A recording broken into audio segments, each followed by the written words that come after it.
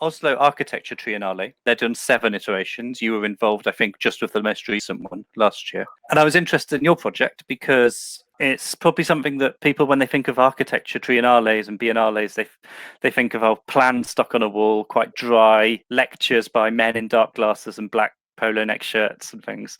But installations, performative art, audience engagement, and hitting with sort of the politics, as you did, is something that I found kind of more invigorating and healthy for that kind of cultural space. And I'm really interested in this conversation about the idea of translation, I think, about how something which seems so much related to Germany, Dusseldorf and Duisburg and Nord Rhine-Westphalia and sort of the Berlin airport and things, and how you locate that then into other places. Yeah, I mean, the first translation, in a way, happens to the audience in the first place in a very specific way in this show. It includes you. It's, when physicists said you cannot watch the experiment without being part of it. It makes you immerse into it, and then it creates some physical knowledge about things that we might have read about in the newspaper, but still is kind of different when you are together with that worker bringing stones from here to there while you're listening to the story of his illegal working time. Or it makes something a bit different when you are, when you're not just reading or hearing about the story of migrant workers in China, but when you're kind of submitting yourself to listening to one that at least stands for them. That's probably why architects have a certain interest in our work. We often try to specialize knowledge. I mean, it was also very special inside the National Theatre, because the National Theatre of Oslo has a particular story, starting from that it was built out of nationalistic purposes, nation-building idea behind it when it was built. And now it's almost a ruin, and it should have been renovated, and some of it is really literally falling apart. I mean, it is very old and rotten, the whole building. It's a tricky question that every time and again, also in German cities, people hang on to the old theaters because they are in the downtown area. In Frankfurt, there was just a big debate about this theater. And so they, I think, in the end decided to stick to the old one, and they're renovating it, but it costs so much more. And the same thing happens to the Opera House in Stuttgart in the moment, and to the theater in Cologne. And there's a big debate around the Schauspielhaus in Zurich, which is always, should we keep the old building because we have a lot of emotions attached to it? But for the art, often these houses are not the best ones. So I think, in a way, maybe a more visionary architect should maybe keep the structure of that building and build something new that you can make out of it. Maybe a black box somewhere that has more flexibility for the arts that happen inside. So the Oslo one sounds, in a way, a perfect fit, both spatially for your project, because it isn't the traditional theatre space, but also conceptually, because your kind of theatre is about deconstructing this idea of what an architecture is, what a building is, what the process is, and then showing all of these different angles and perspectives and individual agents. And you're literally in a space which is deconstructing around you over time. It looked very different from Düsseldorf. And in Oslo, it was really Italian proscenium arch theater with all the red seats, the balconies and everything. And we kind of built ourselves into it. So in the space, it really looked like finally the renovation that is necessary for the theater is happening, because they saw the scaffolding that we set up.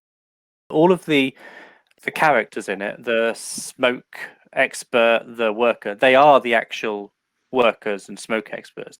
They're not people that are interpreting interviews or scripts or testimony.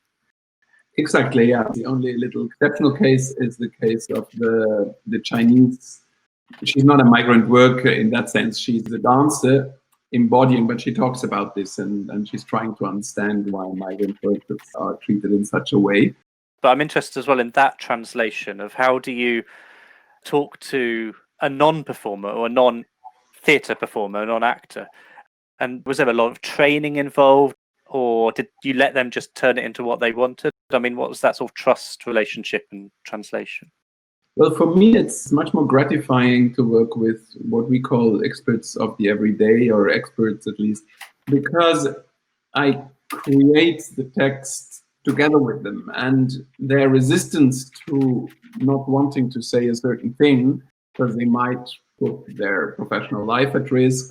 I will argue with them maybe because I am kind of the lawyer of the audience, saying, yeah, but that story that you want to tell is relevant to you, but for my audience in our context, it's not so relevant. But the other story actually, that would be so. In rehearsals, I have them saying things again. They take their quotes back into their mouth again, and they create and recreate the story of their life in a way together with me again and again in the rehearsals. And that is quite a nice process often. And there is friction, and there is, so a lot of my rehearsals are not about how to speak well, pronounce well, or something like that. They're more about what content would you be willing to say, and do you agree to show this picture, or do you?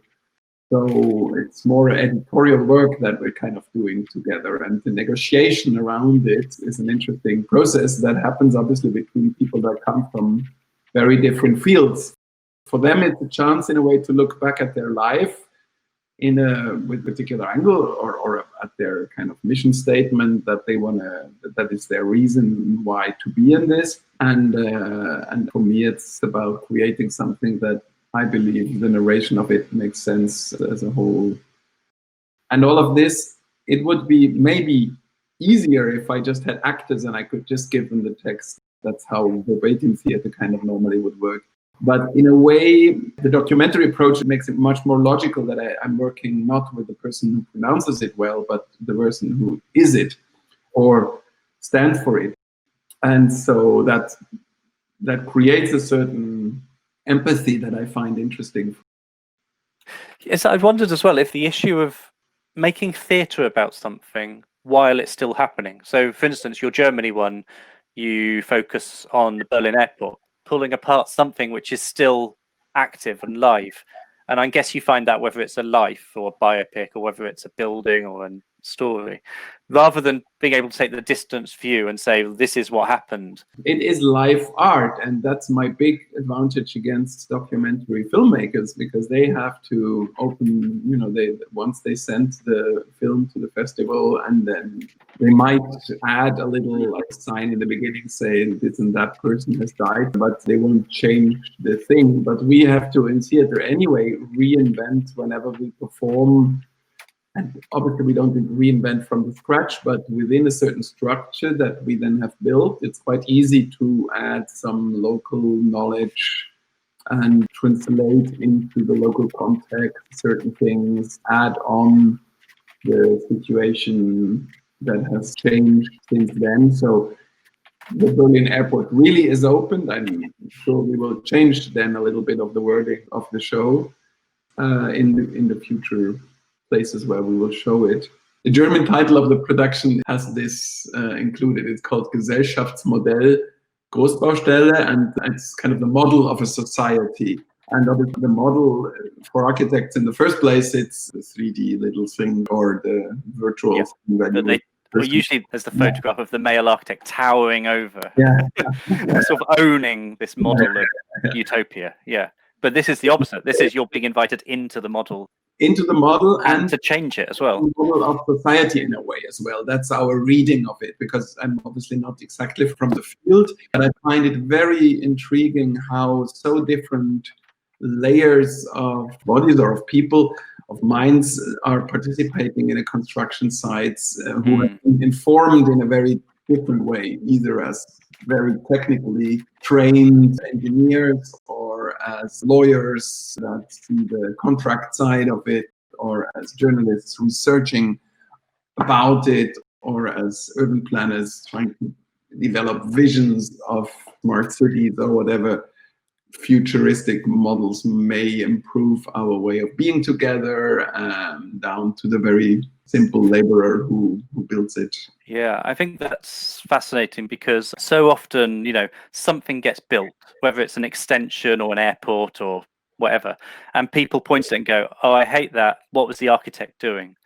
It's such a shorthand that the architect as one person, it's like the team of people anyway. So you've already ignoring a mass of workers, but it also kind of belies all of the other things which shape that, which you touch on, which is the economy, the politics, the league, the battles and the fights.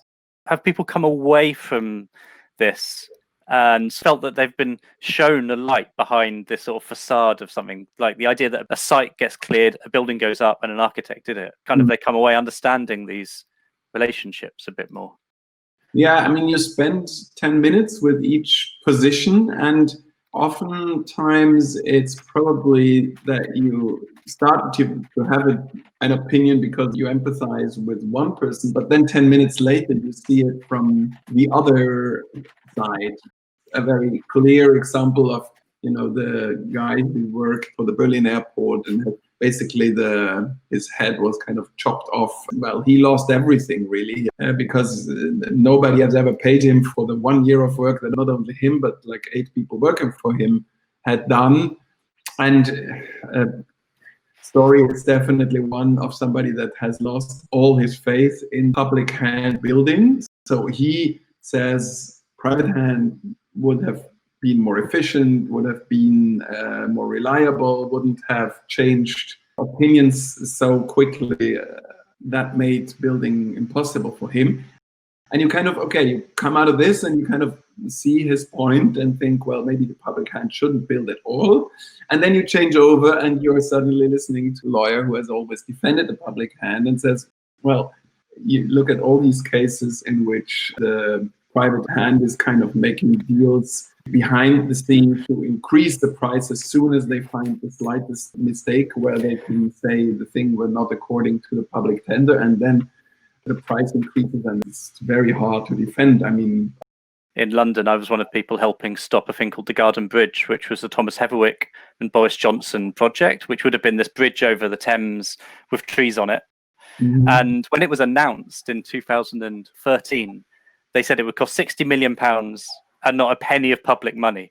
And anyone in architecture looked at it and went like, no, that will not cost £60 million. And by the time we finally stopped it, the official cost would have been north of 200 million. So you can see these things, and we now seeing all the freedom of information, the legal stuff, you can see things which happen incrementally or leak to the press or actually happening in meetings behind closed doors. So these things are universal. You're researching them in France, you know them in Germany, obviously researched it for Norway as well. Are you finding local vernaculars, or is this just the same everywhere? We had the Triennale helping us and being really interested in also using it to unveil certain, frictions in the industry in Oslo. So they researched quite a bit. I mean, they saw our piece even twice. Some of them came before, and then I could clearly say, look, this and this and this story might not be so interesting in Oslo, so we could replace it.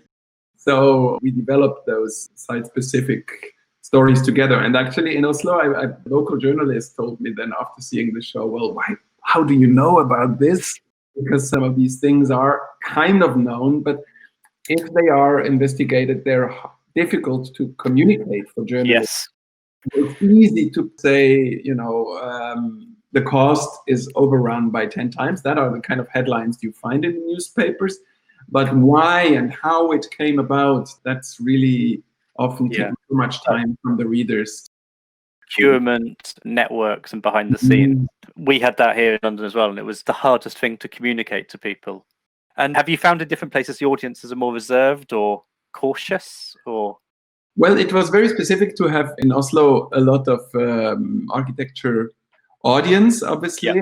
And I was a bit afraid, to be honest, to think that obviously we try to make things simple enough for people that are not specialists understandable. And so I was a bit afraid they might be too simply told for the architecture world. But I didn't get that feedback at all, much the other way around, they said. Okay, no, that's great. Thank you so much for your generosity, especially because I know you're busy and you've got a flight this afternoon and fitting me in. Thank you so much. Thank you. Have a lovely afternoon. Bye now.